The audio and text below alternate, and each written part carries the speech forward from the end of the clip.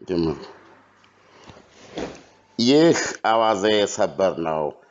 አድማጮች ከጥቂት ደቂቃ በፊት ውጭ ጉዳይ ሚኒስትር የቀድሞው የኢትዮጵያ ማለት ነው በአሁኑ ሰዓት ደግሞ በቻይና የኢትዮጵያ ባለሙሉ ስልጣን አምባሳደር እንደዚሁም የኢጋድ ዋና ተደራዳሪ ለቢቢሲ በሰጡት መግለጫ የደቡብ ሱዳን ፕሬዝደንት ሳልቫኪር ባለፈው እሁድ ኢጋድ እንደዚሁም የአፍሪካ ህብረት፣ የአውሮፓ ህብረት፣ አሜሪካና ቻይና በወኪሎቻቸው በተገኙበትና እንደዚሁም የአካባቢ ሀገሮች ርዕሳነ ብሔራት በተገኙበት በአዲስ አበባ በተካሄደው ባለቀነ ገደቡ የእሁድ ዕለት ስብሰባ የተረቀቀውን ወይም የቀረበላቸውን የሰላም ሰነድ እንዲፈርሙ ቢጠየቁም ሀገሬ ወስጄ 15 ቀን ያህል ካጠናሁት በኋላ እፈርማለሁ በማለት ይዘው መሄዳቸው የሚታወስ ነው የሱዳኑ ፕሬዝዳንት ሳልቫኪር። ይህን ተከትሎም አቶ ስዩም መስፍን ዛሬ ቀደም ሲል ለቢቢሲ ሰጥቶት በነበረው መግለጫ በእኔም ዜና ላይ እንደተከታተላችሁት ሳልቫኪር በ15 ቀን ጊዜ ውስጥ የቀረበላቸውን የሰላም ሰነድ የማይፈርሙበት ከሆነ የአፍሪካ ህብረትና የተባበሩት መንግስታት ድርጅት ደቡብ ሱዳንን እንዲረከቡ ይጠየቃሉ የሚል ጠንካራ መልእክት የያዘ መግለጫ መስጠታቸው የሚታወስ ነው። ከጥቂት ደቂቃ በፊት በአዋዜ ዜና ላይ ሰምታችሁ ተማም ልታዩ ትችላላችሁ። አሁን በደረሰ ዜና ደግሞ ከ50 ደቂቃ ባነሰ ጊዜ ውስጥ የመጣ ነው። ሳልቫኪር ወደ ዩናይትድ ስቴትስ አሜሪካ ውጭ ጉዳይ ሚኒስትር ጆን ኬሪ ስልክ መጥተው ይዘውት የሄዱትን ከአዲስ አበባ ያልፈርሙበትን ሰነድ በሁለት ቀናት ጊዜ ውስጥ አንዳንድ ውይይቶችን ካደረጉ በኋላ እንደሚፈርሙበት ማስታወቃቸውን ቃል አቀባያቸው ለቢቢሲ ገልጸዋል። ይህ ማለት እንግዲህ የኢጋድ ዋና ተደራዳሪ ስዩም መስፍን ከ15 ቀን በኋላ ሳልቫኪር በፊርማቸው የማያረጋግጡት ከሆነ የቀረበላቸውን የሰላም ሀሳብ መላ ደቡብ ሱዳንን የአፍሪካ ህብረትና የተባበሩት መንግስታት ድርጅት እንዲረከብ ይጠየቃል። በቃ ነው። ከዚህ በላይ ሳልቫኪርን ማስታመም አይቻልም የሚል መግለጫ ሰጥተው ነበረ። ይህን ተከትሎም እንግዲህ አሁን ከቢቢሲ እንደተመለከትነው ሳልቫኪር 15 ቀን ያህልም ሳይወስድባቸው በሁለት ቀናት ጊዜ ውስጥ ስምምነቱን በፊርማቸው እንደሚያጸድቁት አረጋግጠዋል። ይህም ትልቅ ጥሩ ዜና፣ ተስፋ የሚሰጥ ዜና ነው በማለት የአሜሪካ ውጭ ጉዳይ ሚኒስቴር መስሪያ ቤት አድንቆታል።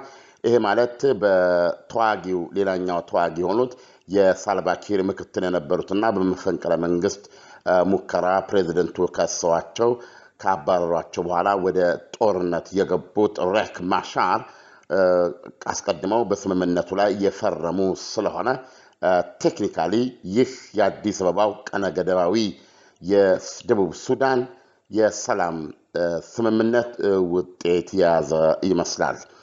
እንደ ሳልቫኪር እንደ ቃላቸውን ለአሜሪካ እንደሰጡት በሁለት ቀናትም ሆነ በሶስት ቀናት ጊዜ ውስጥ ፊርማቸውን ካስቀመጡበት ለ18 ወራት ሱዳንን ሲያዋጋት የኖረውና ከ10 ሺህ ያላነሰ ሰው ያለቀባት 2 ሚሊዮን ሰው እየተፈናቀለበት የሀገሪቱ ኢኮኖሚም ሆነ ማንኛውም ህይወት የተገታበት ሁኔታ መቀየር ይጀምራል ማለት ነው። ምክንያቱም በሰላም ሰነዱ ላይ የቀረቡት አስታራቂ መፍትሄዎች ሁሉ ተግባራዊ መሆን ይጀምራሉ ማለት ነው። ለደቡብ ሱዳን ህዝብ ስለ እውነት ትልቅ ዜና ነው የሚሆነው ማለት ነው። በነገራችን ላይ አድማጮች የኢጋድ በአፍሪካ ቀንድ አካባቢ በምስራቅ አፍሪካ ትርጉም ያለው የፖለቲካ ተቋም ሆኖ ለመታየት ወይም ደግሞ ለመብቃት በሚያደርገው ጥረት ላይ የደቡብ ሱዳን ሁለቱ ተዋጊዎች የማሻርና ኪር ያደረጓቸው ተከታታይ ድርጊቶች የድርጅቱን ወይም ደግሞ የበይነ መንግስታቱን የፖለቲካ ወሳኝነት አቅም ጥያቄ ውስጥ ከተተ ነበር። እንደዋዚምነት ወይም ደግሞ ጥርስ የሌለው አንበሳ ነበር ያስመሰለው ማለት ይቻላል። ከ7 ያላነሱ የተኩስ አቁም ስምምነቶችን በኢጋድ አማካኝነት እነዚህ ሁለት ተዋጊ ኃይሎች እየተስማሙ ፊርማቸውን ካስቀመጡ በኋላ በአዲስ አበባና በአካባቢ ሀገሮች ዋና ከተሞች አገራቸውን እንደገቡ ግን በመድፍ ድምድምታ ነበረ ስምምነቱን ወዲያውኑ የሚሽሩት። ይሄ ደግሞ ለኢጋድ ያላቸውን ወይም ደግሞ የኢጋድን ተፈሪነትና ተከባሪነት ወይም በውስጡ ያለውን አንድነት ራሱ ጥያቄ ውስጥ የሚጥል ሆኖ ቆይቷል። ባለፈው እሑድ ይህንን ለማካካስ ይመስላል ኢጋድ ፕላስ ሆኖ ነው የቀረበው። ኢጋድ ብቻ ሳይሆን የአፍሪካ ህብረት እንደ አህጉራዊ ተቋምነቱ የአውሮፓ ህብረት፣ የዩናይትድ ስቴትስ አሜሪካና ቻይና ታክለውበት ነው ዋናው ቀነ ገደባዊ ድርድር የተደረገው ማለት ነው። ይበልጥ ደግሞ ጫና ለማሳረፍ የአካባቢው ሀገሮች መሪዎች የኬንያው ኡሁሩ ኬንያታ፣ የኡጋንዳው ዩዌሪ ሙሴቬኒ፣ የኢትዮጵያው አቶ ኃይለማርያም ደሳለኝ እንደዚሁም የሱዳኑ ጀነራል ሐሰን አልበሽር በአካል የተገኙበት ነበረ። ይህ ሁሉ ሆኖ ነው እንግዲህ የሱዳኑ ፕሬዝዳንት ኪር ለመፈረም ዝግጁ እንዳልሆኑ የገለጹት። በእርግጥ የእሳቸው ተወካይ ማለት የኤስፒኤልኤ ተቀዳሚ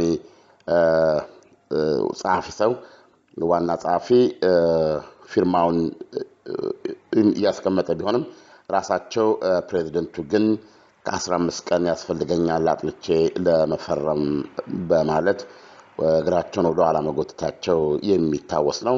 የእሳቸው ፊርማ በሌለበት ደግሞ በአዲስ አበባ ውስጥ ጉባኤ ይህ ነው የተካሄደው ተብሎ ማለት የሚቻልበት ሁኔታ አልነበረም ማለት ነው። አስገራሚው ነገር እሑድ ዕለት አዲስ አበባ ላይ በዚህ ስምምነት በዚህ መንፈስ ተነስተው የሄዱት ሰዎች ሰኞ ዕለት ኡጋንዳ ድንበር ላይ ቅልጥ ያለ ጦርነት መክፈታቸው ነው እና በዚህ መካከል ነው እንግዲህ ዛሬ ምሽት ላይ የኢትዮጵያ ውጭ ጉዳይ የቀድሞ ውጭ ጉዳይ ሚኒስትር ወይም ደግሞ የአሁን አምባሳደር እንደዚሁም የኢጋድ ዋና አደራዳሪ ስዩም መስፍን ለፕሬዝዳንት ሳልቫኪር ጥብቅ ማስጠንቀቂያ የሰጡት ቀደም ሲል ቢቢሲ ገልጾት እንደነበረ በ15 ቀን ጊዜ ውስጥ ፊርማዎትን ያላስቀመጡ እንደሆነ በቃ ነው፣ ሌላ ከዚህ የሚቀጥል እድል አይኖርም፣ የአፍሪካ ህብረትና የተባበሩት መንግስታት ድርጅት ደቡብ ሱዳንን እንዲረከብ ይጠይቃል ብለው ነበረ።